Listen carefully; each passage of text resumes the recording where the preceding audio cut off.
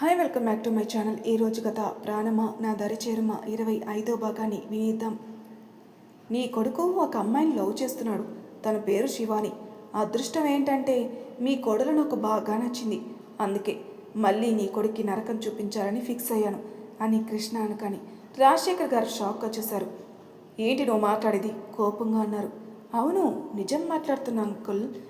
ఎలా వాడిని మనశ్శాంతిగా బ్రతకనిస్తాను? ఎందుకురా ఇలా మా జీవితంతో ఆడుకుంటున్నావు? ఏం చేయను, మీరు సంతోషంగా ఉండడం నాకు అంత నచ్చలేదు. అందులో నీ కొడుకు సంతోషంగా ఉండడం ఇంకా నచ్చలేదు. రే నిన్ను అంటూ రాజశేఖర్ గారు కోపంగా చూసేసరికి తగ్గు వయసు మళ్ళింది కదా, ఎందుకు అరుస్తావు? బీపీ ఎందుకు పెంచుకుంటావు? ఇంకా ఎన్ని రోజులని మమ్మల్ని బాధ పెడతావురా? జీవితాంతకాలం బాధ పెడతాను. తప్పు చేస్తున్నావు కృష్ణ. ఇప్పటి వరకు చేసింది జస్ట్ శాంపుల్ మాత్రమే. అసలైన సినిమా అంతా ఇప్పుడే మొదలవుద్ది. ఎందుకు జైని అంత బాధ పెడుతున్నావు? వాడు నాకు పెట్టిన బాధతో పోలిస్తే నేను చేసింది తక్కువలో చాలా తక్కువ. ఎంత అంటే ఇది అంత జస్ట్ 1% అంతే. ఎందుకు మీకు కాబోయే కోడలు అదే నా భార్య శివాని. నాకైతే బాగా నచ్చింది. ఈ విషయం ఎందుకో నీతో షేర్ చేసుకోవాలనిపించింది. నీతో తప్ప నా మనసులో మాటని ఎవరితో షేర్ చేసుకుంటాను చెప్పు? ఏదో ఒకరోజు నేను కూర్చున్న కుర్చీలోని నువ్వు కూర్చుంటావు. నీ ప్లేస్లో నా కొడుకు కూర్చుంటాడు. ఆ రోజు కోసమే ఎదురు చూస్తున్నాను. అందుకే నువ్వు ఎన్ని బాధలు పెట్టినా భరిస్తున్నాను రా అన్నాడు. చాలా ఊహించుకుంటున్నావు నీ కొడుకు గురించి. కానీ గుర్తుపెట్టుకో బంగారం, నువ్వు ఇక్కడ ఉన్నావని తెలిసినా నీ కొడుకు తీసుకుని వెళ్తాడే కానీ నా పర్మిషన్ అడిగి. వాడు నీ పర్మిషన్ ఎందుకు అడుగుతాడురా? నిన్ను కూర్చున్న చోటనే పాతేసి ముక్కల కింద నరికి కాకులకి గెద్దలకేస్తాడు. ఆ టైంలో నువ్వు పడే బాధ నరకం అన్నీ నేను దగ్గరుండి చూడాలి. అయ్యో రాజశేఖర, ఎందుకయ్యా నీకు ఇది అర్థం కావడం లేదు? తప్పు చేసింది నేను కాదు, నీ కొడుకు. కాబట్టి నేను చెప్పినట్టు వినడం తప్ప వేరే ఆప్షన్ అయితే లేదు. నా కొడుకు నిజంగా తప్పు చేసిన సంగతి పక్కన పెడితే ఎందుకు నువ్వు మర్చిపోతున్నాను? నా కొడుకు జై ఒక్కడే కాదు, విజయ్ కుమార్ సింహ. వానెందుకు మర్చిపోయావు కృష్ణ? ఏమాత్రం నువ్వు నా కొడుక్కి హాని పెట్టాలని కాదు. ఆ ఊహే వచ్చినా నిన్ను ఎలా చంపుతాడంటే నీ చావు చూసి అందరూ భయపడేలా చంపుతాడు. ఎంతో కోపంగా అన్న రాజశేఖర్ ఆ మాటకి కృష్ణ నవ్వుతున్నాడు. వాడు ఎంత పోటుగాడో నేను చూస్తానులే. నాకు జై మధ్యన వాడు ఒక పిల్ల కాకి. వాడేం చేస్తాడు? వాడు నన్ను ఏమీ చేయలేడు, వెంట్రుకు కూడా పీకలేడు. ముందు నువ్వు ఏమన్నా తిను, లేదంటే పైకి పోతావు అని కృష్ణ కోపంగా బయటికి వెళ్ళగాని రాజశేఖర్ బాధగా చైర్కి వెనక్కి తలని వాల్చి తన భార్య కొడుకుల రూపం తలుచుకున్నాడు. ఇంకా ఎంతకాలం ఈ శిక్ష? ఎలా ఉందో ఆ పిచ్చిది.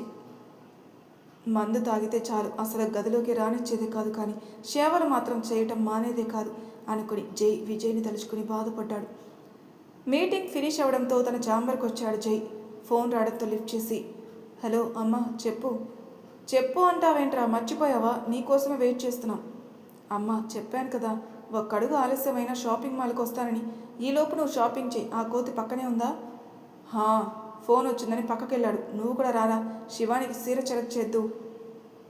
సరే అమ్మా, అయిపోయింది, వస్తున్నాను అంటూ జై మాట్లాడుతుంటే అప్పుడే లోపలికి వచ్చిన శివాని జైని పిలిచే లోపే జై ఫోన్ కట్ చేసి వెనక్కి తిరగడంతో ఇద్దరి శరీరాలు మాత్రమే కాదు, నుదురు కూడా టచ్ అయ్యేసరికి శివాని షాక్గా చూసింది. సారీ సార్, చూసుకోలేదు. నువ్వు కాదు, నేనే చూసుకోలేదు. ఈ ఫైల్ మీద సైన్ చేయాలి సార్. జైకి దూరం జరుగుతూ అంది. అవునా, ఎక్కడా? శివానికి దగ్గర జరుగుతూ అన్నాడు. మీరు చూడండి అంటూ జై చేతికి ఫైల్ ఇచ్చి సైడ్కి నిలబడింది.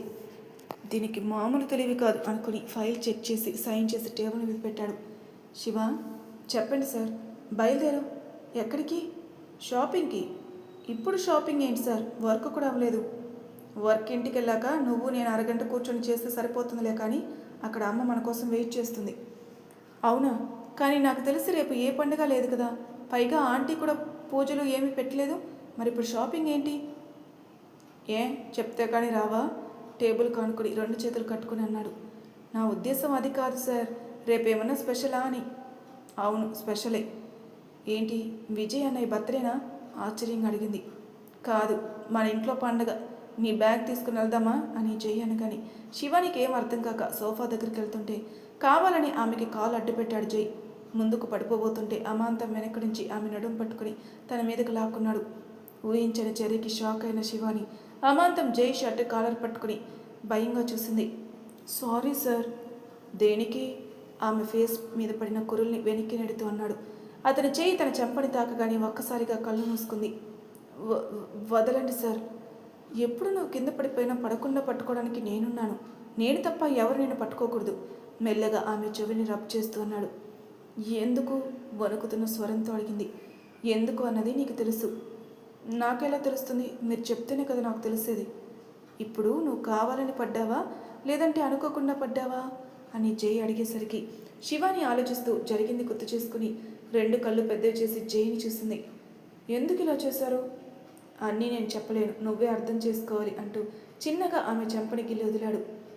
ఏం మాట్లాడలేకపోయింది శివాని. తననే చూస్తున్న జైని తలెత్తి చూడలేకపోతుంది. వెళ్దామా షాపింగ్కి అంటూ అతని వెనక్కి నడిచింది. అబ్బా సూరి, ఎంతసేపు వెయిట్ చేయాలి? నీ కొడుకు ఏంటి ఇంకా రావడం లేదు? అబ్బా ఏంట్రా, నువ్వు ఎప్పుడు చూసినా 10 నిమిషాలు షాపింగ్ మాల్లో ఉంటావు. మరి వాడు వచ్చే వరకు చీరల దగ్గర కూర్చొని అన్ని చీరలు చూస్తావు కానీ ఒక్కడు కూడా తీసుకోవడం లేదు. అసలు నాకు డౌటే. ఏంట్రా? పట్టు చీరని చేతిలోకి తీసుకుని అడిగింది. నువ్వు అసలు షాపింగ్ చేయడానికే వచ్చావా లేదంటే చీరలు చూడడానికి వచ్చావా? అందరూ ఉన్నారని కూడా చూడను, అర్థమైందా? అర్థమైంది, ముఖం చూడు అంటూ వెనక్కి తిరిగిన విజయ్ జై శివాని రావడం చూసి, అబ్బా వచ్చారండి అయ్యగారు, ఎంత ఫాస్ట్గా వచ్చారు వెటకారంగా అన్నాడు విజయ్. అబ్బా ఏంట్రా అలా మాట్లాడుతున్నావు? ఏమైంది? ఏమైందంటావేంటి? వచ్చి గంట అయింది, చేస్తున్నావు కదా. ఆ చీరతి, ఈ చీరతి, దీని అంచు బాగాలేదు, దీని డిజైన్ బాగాలేదంటూ పాపం ఆ చీరలు తీసే అబ్బాయి బుర్ర తెగ తినేస్తుందిరా. అరే ఒక పక్క నుంచి నేను చెప్తున్నా వినదే. ఒరే ఆపుతావా? ఈ చీరతోనే 2 కాళ్ళు చేతులు కట్టేసి ఎరగొట్టనా? కొట్టురా, చిన్న పిల్లని చేసి ఆడుకుంటున్నారు అంటూ ఫోన్ రింగ్ అవడంతో ఇప్పుడే వస్తాను, మీరు షాపింగ్ చేయండి అని బయటకు వచ్చి ఫోన్ లిఫ్ట్ చేశాడు విజయ్. హలో విజయ్. ఆ వాయిస్ విద్యదని అతనికి తెలుసు. ఎందుకు ఫోన్ చేశావు? నేను షాపింగ్ మాల్లోనే ఉన్నాను, ఒకసారి 2nd ఫ్లోర్కి రావా? ఎందుకు? మాట్లాడాలి విజయ్. ఎవరి గురించి? ఎవరి కోసం? మా అన్నయ్య కోసమే అంటూ కోపంగా ఫోన్ కట్ చేసింది. ఈ వగలమారి ఇప్పుడే షాపింగ్కి రావాలా? వాళ్ళ అన్నయ్య కోసం ఏం చెప్తుందో చూడాలి, లేదంటే దీని చావు నా చేతుల్లోని అనుకుని 2nd ఫ్లోర్కి వెళ్ళాడు. అక్కడెక్కడ విద్య కనిపించకపోయేసరికి చుట్టూ చూశాడు. డ్రెస్సెస్ సెక్షన్ దగ్గర ఉండటం చూసి నేరుగా ఆమె దగ్గరికి వెళ్ళాడు. ఏంటి ఫోన్ చేసి డ్రెస్సులు తీసుకుంటున్నా? వచ్చావా? ఏ కళ్ళు దొబ్బయ్యా? చెట్టంత మనిషిని నీ ఎదురుగా ఉన్నాను కదా. వీడికి బీపీ ఎప్పుడు తగ్గుతుందో అనుకుంది. పద పక్కనే ఉన్న క్యాంటీన్కి వెళ్దాం. నీ సెకలాపి ముందు మీ అన్నయ్య గురించి చెప్పు. ఇక్కడే చెప్పాలా? నేనేమన్నా నీ అసిస్టెంట్నా? నువ్వు ఎక్కడికి రమ్మంటే అక్కడికి రావడానికి? ఎందుకంత పొగరు నీకు? చెప్పు, తెలుసుకున్నావా మీ అన్నయ్య ఎందుకు ఇలా చేస్తున్నాడు? లేదు, అడగలేదు అని విద్య అనగానే విజయ్ కోపంగా చూశాడు. తెలుసుకోలేని దానివి ఎందుకే నాకు ఫోన్ చేసి పిలిచావు? నిన్ను మర్చిపోవడం కష్టంగా ఉంది, అందుకే పిలిచాను. ఏయ్ అంటూ సీరియస్గా చూశాడు విజయ్. భయంతో వెనక్కి అడుగు వేసి ధైర్యం తెచ్చుకుంది. నన్ను పెళ్లి చేసుకో. ఏంటి? నన్ను పెళ్లి చేసుకో. నువ్వు ఫోన్ చేయగానే నిజంగా ఏదో ఉందని వచ్చాను చూడు, అసలు నిన్ను అంటూ కొట్టడానికి చెయ్యెత్తి అంతలోనే ఆగిపోయాడు. నీకు బాగా మిటమిటలు ఎక్కువ అవుతున్నాయే, నీ సంగతి ఇప్పుడు కాదు తర్వాత చెప్తాను అని కోపంగా విజయ్ వెళ్తుంటే వెనక నుంచి విజయ్ని హక్ చేసుకుని, అన్నయ్య రైట్ హ్యాండ్ కరణ్, అన్నయ్య ఏం చేస్తున్నాడో ఏంటో ప్రతిదీ వాడికే తెలుసు. జై మీద ఎందుకంత పగ అని నేను అమ్మని అడిగాను కానీ చెప్పలేదు. నైట్ అన్నయ్య ఇంటికి వచ్చాడు, కరణ్తో ఫోన్ మాట్లాడితే విన్నాను. ఇంతే నేను తెలుసుకున్నది. నమ్మటం నమ్మకపోవడం నీ ఇష్టం, చెప్పాల్సింది చెప్పాను. కరణ్ మీ అన్నయ్య రైట్ హ్యాండ్ అని నీకెలా తెలిసే? చెప్పాగా ఫోన్లో విన్నానని అని విద్య చెప్తుంటే విజయ్ ఆలోచిస్తూ, కరణ్ రైట్ హ్యాండా? వాడిని పట్టుకుంటే అన్ని నిజాలు బయటకు వస్తాయేమో అనుకుని, మీ అన్నయ్య ఈరోజు కూడా ఇంటికి వస్తాడా? ఎందుకు? అదే నన్ను పెళ్లి చేసుకుంటారంటున్నావు కదా, సంబంధం మాట్లాడుకుందామని అని విజయ్ అనగానే విద్య భయంగా విజయ్ని వదిలి, నాకేం తెలీదు, వెళ్తాను బాయ్ అంటూ భయంగా విజయ్ని చూసి అక్కడి నుంచి వెళ్ళింది. వెళ్తున్న విద్యని చూసి, అన్నయ్య పేరు చెప్తే భయపడుతుంది, పైగా నన్ను పెళ్లి చేసుకుంటుందంట. ఇది దీని పైత్యం, ముందు దీని మక్కెలు విరగదీస్తే వాడికి బుద్ధి వస్తుంది అనుకుని చుట్టూ చూసి కింద ఫ్లోర్కి వచ్చాడు. ఏంట్రా ఇంతసేపు ఫోన్ మాట్లాడుతూ కూర్చున్నావా? అబ్బా సూరి, ఇంపార్టెంట్ కాదు అందుకే మాట్లాడాను. లేదా ఆంటీ, ఫోన్ కాదు మాట్లాడతా, నాతో మాట్లాడాడు. నా కోసం 2nd ఫ్లోర్కి వచ్చి ఇప్పటి వరకు కబుర్లు చెప్పాడు. నవ్వుతూ ముందుకొచ్చి చెప్పింది విద్య. విద్య మాటలకి జై, శివాని, సురేఖ ముగ్గురు ఒకేసారి విజయ్ని చూశారు. విజయ్ షాక్గా విద్యని చూశాడు. ఏంటి వాగుతున్నావు? నేనేం వాగుతున్నా? ఉన్నమాటే కదా అన్నాను. ఇప్పుడు నువ్వు నన్ను కలవలేదా? మాట్లాడలేదా? పోవే బయటికి. నువ్వు అసలు ఎందుకు వచ్చావే? నీకోసం రాలేదు, జై కోసం వచ్చాను. మళ్ళీ వెన్నుపోటు పడవడానికా? రేయ్, ఇంకోసారి నేను చేసిన తప్పు చీటికి మాటికి గుర్తు చేస్తావంటే నాలుగు చీరేస్తాను. చూపుడు వేలు చూపించి మరి విద్య అనేసరికి విజయ్కి నోటి మాట రాలేదు. ఏమన్నావు అంటూ కోపంగా అడుగు ముందుకేశాడు. చౌడా, మళ్ళీ చెప్పానా అంటూ కోపంగా విద్య అడుగు ముందుకేసేసరికి జై, శివాని, సురేఖ ఆశ్చర్యంగా చూశారు. చెప్పవే, డైలాగ్ చెప్పు. ఎలా చెప్తావో చూస్తాను. అసలు నువ్వు మా దరిదాపుల్లోకి రాకు. మాకు దూరంగా ఉండమని చెప్పాను కదా. ఉండను, మీకు దగ్గరగానే ఉంటాను. రే జై, దీని బయటికి గెంటేరా. నాకు బీపీ పెరిగిపోతుంది. కోపంలో ఇక్కడే దీన్ని చంపేస్తాను. చంపు, నీకు దమ్ముంటే చంపు. కోపంగా ముందుకొచ్చింది విద్య. ఎందుకో విద్యా ప్రవర్తనకి శివాని, సురేఖ షాక్గా చూశారు. ఇంకా విజయ్ సంగతి చెప్పాల్సిన అవసరం లేదు. పొద్దున్నే తినకూడదేమన్నా తిన్నావా? లేదంటే 2 బీరు బాటిల్ వేసి తాగిన మైకుల్లో మాట్లాడుతుందా అనుకుని విద్యని చూశాడు విజయ్. కోపంతో బుసలు కొడుతున్నా ఆమెను చూస్తుంటే విజయ్కి ఏం అర్థం కాక జైని చూశాడు. ఏంట్రా ఇది? అదే నేను అడుగుతున్నాను, ఏంటా ఇదని అంటూ జై విద్యని చూసి, ఏమైంది విద్య? ఏం చేయమంటావు జై? ఫోన్ చేసి ఎక్కడున్నావని అడిగాడు. నేను షాపింగ్ మాల్లో ఉన్నాను విజయ్ అని చెప్పాను. ఎక్కడ ఏమిటి అని అడ్రస్ అడిగి నా దగ్గరకు వచ్చి హక్ చేసుకుని, ఇంకెంతకాలం నన్ను ఒంటరిగా ఉంచుతావు, దా మనం పెళ్లి చేసుకుందాం అంటూ ప్రేమగా మాట్లాడాడు. అప్పటికీ నాకు ఆశ్చర్యం వేసింది జై. నేనంటే నచ్చని వ్యక్తి నన్ను పెళ్లి చేసుకుంటాననడం ఏంటో నాకే షాక్గా ఉన్నింది. నైట్ అన్నాడు నీకు నాకు సంబంధం లేదని. మరి ఇప్పుడు ఎలా నన్ను కావాలంటున్నాడో అర్థం కావడం లేదు అని విద్య అనగానే విజయ్కి మైండ్ పనిచేయలేదు. నా మీద నిందలు వేస్తున్నావు? 4 తగిలించాలా? ముందు నేను ఇలా కాదే అంటూ విజయ్ కోపంగా ముందుకొస్తుంటే సురేఖ అడ్డుకుని, రేయ్ ఆగురా. నువ్వు అలా భయపెడుతున్నావు తనని? నువ్వు అడ్డు తప్పుకో సూరి. ఇది అసలు ఎందుకు? విజయ్ ఏదో చెప్పేలోపే, ఆపరా, నువ్వు అసలు తనని కలిసావా లేదా? లేదు. ఫేస్ పక్కకు తిప్పుకొని అన్నాడు. లేదా? నిజం చెప్పరా. కలిశాను. మరెందుకు ఏమీ తెలియనట్టు ఇక్కడికి వచ్చి తన మీద అరుస్తున్నావు? తనకి నీకు పెళ్లి చేయమని అడిగితే నేను చేస్తాను కదా, దానికెందుకు ఇన్ని డ్రామాలు ఆడుతున్నావు? అబ్బా సూరి, నేను దాని దగ్గరికి వెళ్ళింది నిజమే, కానీ ప్రేమ కోసం కాదు, అది వేరే విషయం. ఈ వగలాడి కావాలని మీ ముందు నన్ను బక్రా చేయాలని చూస్తుంది. నేను ఎందుకు బక్రా చేస్తాను? ఎందుకు చేయవే? నీ బుద్ధంతా అంతే కదా. రేయ్ ఆపరా, ఇద్దరికిద్దరు ఎందుకు అలా కొట్టుకుంటారు? ముందు నేను దీన్ని బయటికి పంపించేరా. ఈ షాపింగ్ మాల్ ఏమీ మీ బాబుది కాదు, నువ్వు పొమ్మంటే నేను పోవటానికి. నా ఇష్టం, నేను షాపింగ్కి వచ్చాను, ఎలా అయినా చేసుకుంటాను, మధ్యలో నీకెందుకు? ఆంటీ నాకు ఒక మంచి సెలెక్ట్ చేయరా అంటూ గారాభంగా సురేఖ భుజంపై వాలిపోయి విజయ్ని వెక్కిరించింది విద్య. దీని సెకలు చూస్తుంటే ఏదో తేడా కొడుతుంది. ఇది ఎందుకు ఇలా బిహేవ్ చేస్తుందో ముందు తెలుసుకోవాలి అనుకుని విజయ్ కోపంగా చూశాడు. జై విజయ్ చేతిని పట్టుకుని, అబ్బా చిన్నదానికి ఎందుకు అంత కోపం, పద మనం షాపింగ్ చేసుకుందాం అని ఇద్దరు అక్కడి నుంచి వెళ్ళారు. విద్య ఊపిరి తీసుకుని వదిలి గుండెల మీద చేయి వేసుకుని, అమ్మో చాలా కష్టంగా ఉంది వాడి దగ్గర ధైర్యంగా నటించాలంటే. నటించడం ఏంటి? ఏం చెప్పను శివాని, మా అన్నయ్య మీద పగతో వాడు నా ప్రేమను రిజెక్ట్ చేశాడు. నిజంగానే చాలా ఏడుపు వచ్చేసింది.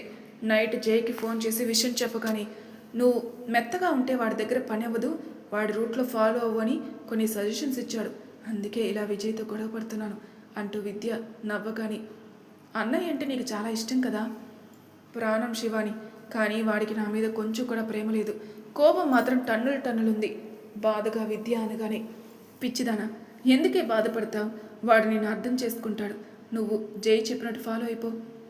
ఫాలో అవుతానా ఆంటీ, కానీ నా భయం అంతా అన్నయ్య కోసమే.